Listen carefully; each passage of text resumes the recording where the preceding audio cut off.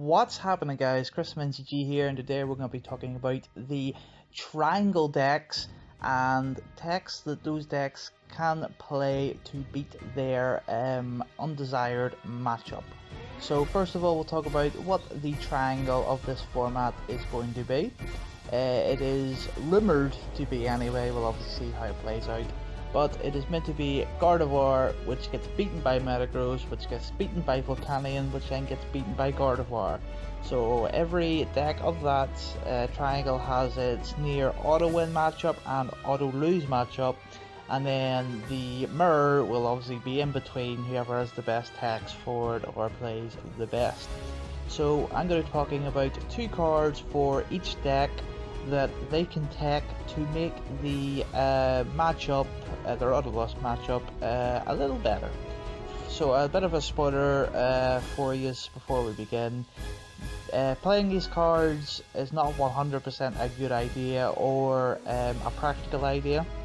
Sometimes you just have to take your auto-loss on the chin and accept it, but if you believe that you have every other matchup sorted and you just don't want to lose to the auto-lose matchup every single time, even give you that slight chance, then by all means play these cards, but I just want you to realise that fact before we begin. So let's start with Gardevoir. What can Gardevoir play to not auto-lose to the Metagross matchup? Starting off with Sylveon.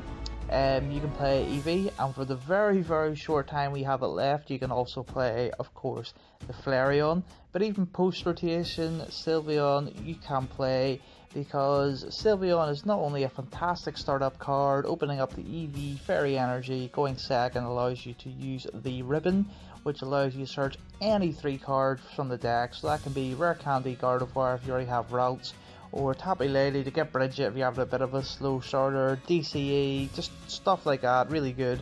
And then when you have the DCE or another energy, you can then use the Play GX late game to put the Metagross family back into the hand. If they've used Rare Candy for it, they don't get the Rare Candy back, obviously, so they have to then find more Rare Candies to evolve up the Metagross. And even if they use the Metang, it's fine, because Metagross will not be coming down for at least the next 2 turns, so you then have a chance to turn the game in your favour, perhaps knock out the Beldums before they can turn back into Metagross. The other idea for the matchup is Espeon EX, only its first attack, which puts all of the highest stage evolution of your opponent's Pokemon back into the hand. So this only really works if they've Rare Candied out the Metagross. If they've Metanged it, then that's just a bit of tough shit. You're going to have to deal with the Metagross either way. But if maybe 2 out of the 4 that are out, or maybe 3, hopefully have been Rare Candied, this is fine. You can put the Metagross back in. That means they only have 1 Rare Candy left to put out 1 more Metagross without going down the Metang route. So you can take the knockout on that Metagross and hopefully have plain sailing for the rest of the matchup. So moving on to Metagross, Gardevoir's auto-lose matchup. Things you can play against the Volcanion matchup. Number 1, and probably the most practical, is the Necrozma GX. What it does is you can discard all psychic energy attached to it, and it does 60 times the amount discarded. So if you put 3 energy onto it, that's doing 190. So it will knock out a Volcanion EX, which does not have a Fighting Fury build onto it. So that is obviously really good. It gets the steam ups out of the way, so it can maybe put the matchup down to a more practical situation. The other idea you can have is a Ninetales GX, because some decks already play the Alolan Vulpix for its beacon, so having just a Ninetales or 2, either the baby or the normal or the GX one, which is great. The baby one will cock block out the EX and GX attacks, and the GX one can do 100 on a active with its arrow, or it can put all damage counters on the Ninetales onto your opponent's Volcanions and hopefully knock them out. So we'll now move on to Volcanion. What cards can Volcanion play to make the Gardevoir matchup more manageable? You can play Ho-Oh-GX. You can use its 180 attack with a Choice Band and a Steam Up to get there over the Gardevoir. Of course, that means having to play Choice Band when the deck usually does not. It is Fighting Fury build is usually its tool of choice.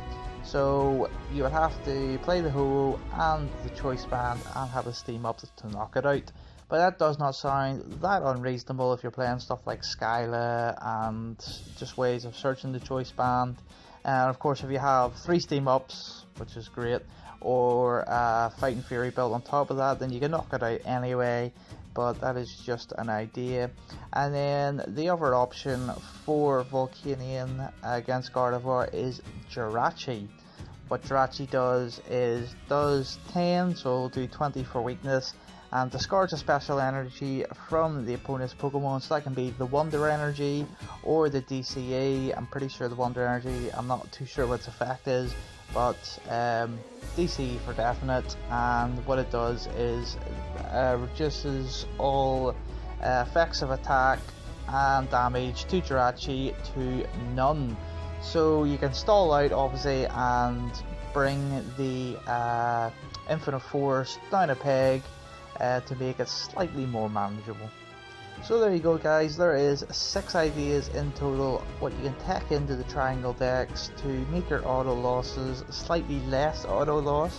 But at the end of the day, if you play Metagross and go against Volcanion all day long, you are probably not going to get into the top cut.